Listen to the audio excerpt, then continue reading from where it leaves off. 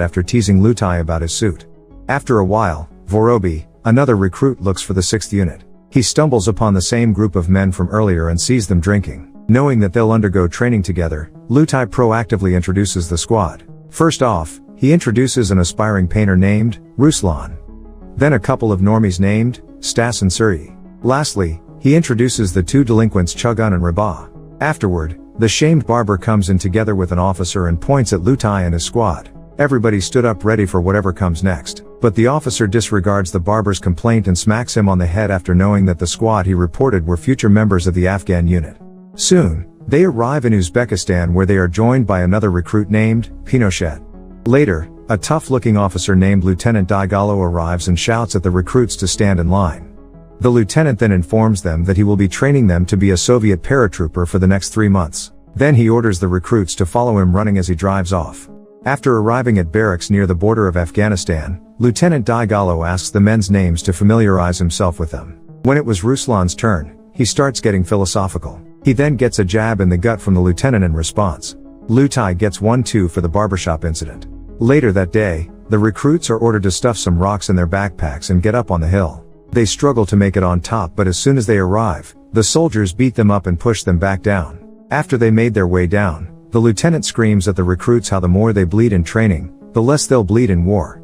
One evening during bedtime, Lutai and the others couldn't get their head around why they needed to train for 3 months while the other units were just in training for a few weeks and then were deployed to the front lines. Rabia heard a rumor that Lieutenant Daigalo lost all his men back in Afghanistan and lost all his wits, and now they're stuck with Daigalo and his training madness. They were partly right. Daigalo made them taste hell in training, day in and day out. He wakes them up early in the morning, makes them rush getting in uniform, and from there on, he starts demeaning and harshly training them.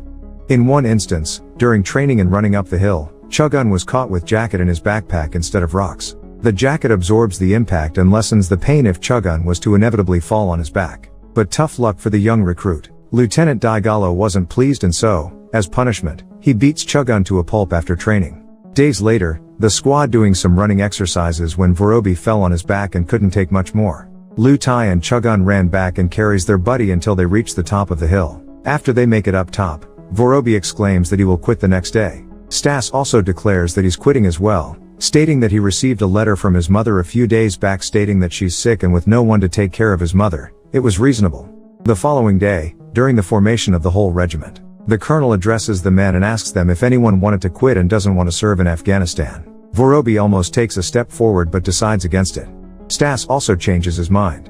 Training resumes as usual. During a class regarding plastic explosives, Ruslan takes hold of the bomb and molds it into a human eggplant. The recruits chuckle quietly. But when the instructor grabbed hold of it and made some remarks about the bomb that makes it into an eggplant pun, the class couldn't help but laugh out loud, disturbing the class.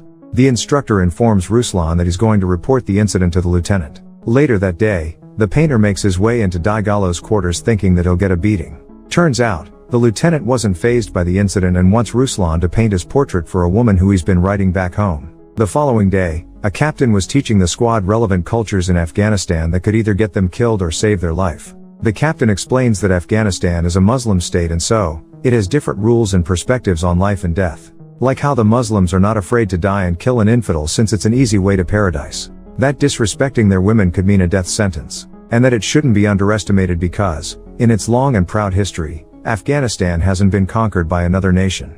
During target practice, the whole squad discovers that Ruslan was a great marksman. When Lieutenant Daigalo tests him to hit a coin a few meters away, Ruslan hits it without breaking a sweat. Soon, the whole squad was asked to trek the steep hill again. This time, Lutai informs his buddies to not gas themselves on the way up, and hold the legs of the paratroopers lying in wait at the summit while others fight them off. Later, the plan works. They managed to conquer the hill after dozens of attempts and the whole squad couldn't help but celebrate. One evening, while the trainees are sleeping, Lieutenant Daigalo is in full uniform and wakes up the whole squad. He then starts rampaging like a madman. After things calmed down, Daigalo just left and went back to his quarters. Meanwhile, everybody was rather calm, like they were already used to it, and figured that the lieutenant had another bad dream. Ruslan then shares that the lieutenant sent out a letter asking to be deployed back to Afghanistan but was rejected. During the last few days of training, the bonds forged by sweat and blood make the unlikely of friends close. One evening, the whole squad was drinking and smoking heavily while having a bit of fun with the only girl in the whole camp. Soon, training comes to an end. Lieutenant Daigalo wanted to say something but couldn't get the words out. Instead, he just gave them a snappy salute and sees the boys depart. Upon arrival at Bagram Air Base in Afghanistan, they are met by a group of troops who have completed their military service and are on their way home. One of the outgoing troops offers Lutai a talisman that he claims has kept him safe over countless deployments and firefights. As soon as the transport plane carrying the departing troop gets off the ground, it is hit by an enemy missile from adjacent mountains and crashes, giving the new recruits their first taste of battle. Not a single soul on the plane, including the man who gave Lutai the talisman, survives. The soldiers are quickly assigned to the 9th Company, where their trainer and drill instructor, Daigalo, formerly served. Pinochet and Riba, on the other hand, are sent to a different unit, separating them from Lutai and the others. The fresh troops are then welcomed by Lieutenant Kohol in a manner similar to Daigalo. But as they were to fight together, Kohol wasn't as harsh as the latter. He then briefs the boys on their escort mission. Later, they soon arrive in a makeshift stone fortress up in a mountain. While drinking with the men stationed there, they were notified that a few Afghans were making their way up in hopes of causing a scene, but the Russians caught them first. One of the soldiers holding a sniper recognizes one of the enemies and calls out his name, Ahmed. He then starts cursing at the Afghan. Turns out the same Afghan has been stalking them on many occasions. While on a patrol, Vorobi accidentally encounters Ahmed. The Afghan tries to calmly pacify the situation, stating that like Vorobi, he has a girl waiting for him. Ahmed slowly turns his back and was about to leave when he accidentally loses his balance. Vorobi discharges his weapon out of nervousness and kills Ahmed. His buddies come almost immediately and congratulate Vorobi on his first kill. A soldier stated that Ahmed had killed 3 Russians before. Afterward, the same soldier then planted a grenade beneath Ahmed's corpse.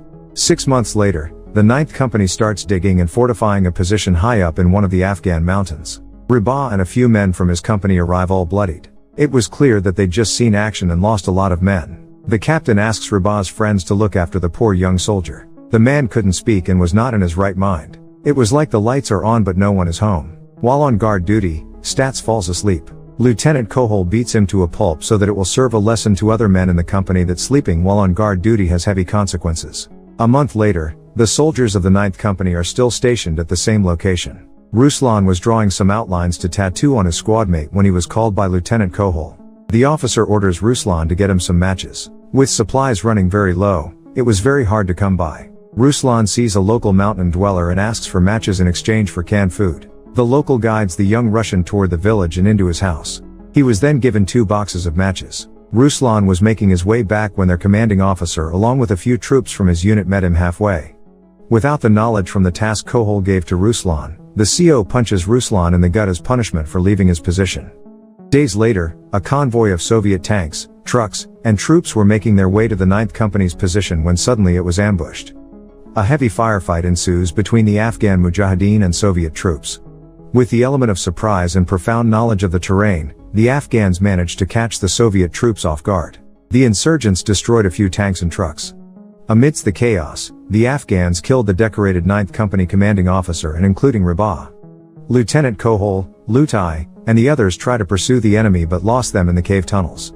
Soon, the whole platoon regroups and decides to head towards the nearby village in hopes of catching the instigators.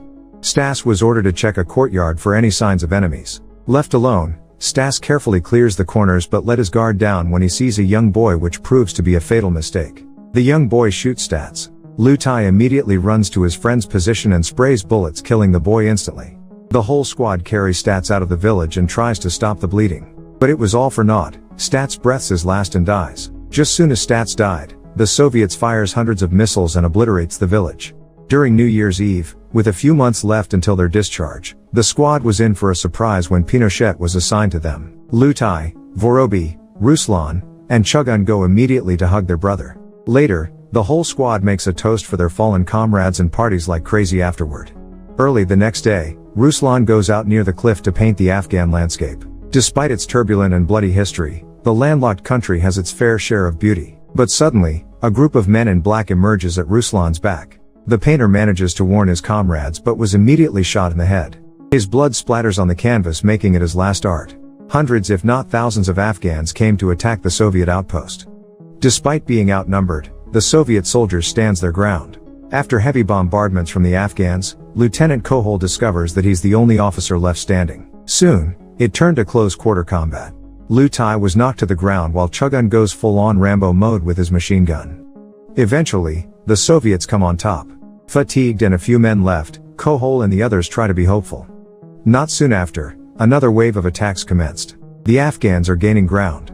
Eventually, Lieutenant Kohol and a few veterans are out of the fight. Meanwhile, Chugun gets hit a few times while trying to save an injured Vorobi. With no chance of making it to safety, Vorobi pulls out a grenade and kills himself along with a few insurgents. After the death of Vorobi, the remaining Soviets went on a rampage and charged at the enemy. Pinochet gets killed while trying to advance on the enemy. After hours of intense fighting and waves of attack, Lutai assumes command of the 6 survivors of the 9th Company. They checked their remaining ammo and it wasn't even enough. Not soon after, the Afghans attack again and the remaining paratroopers were willing to give it their all until the very last. Fortunately, 2 attack helicopters come to their aid.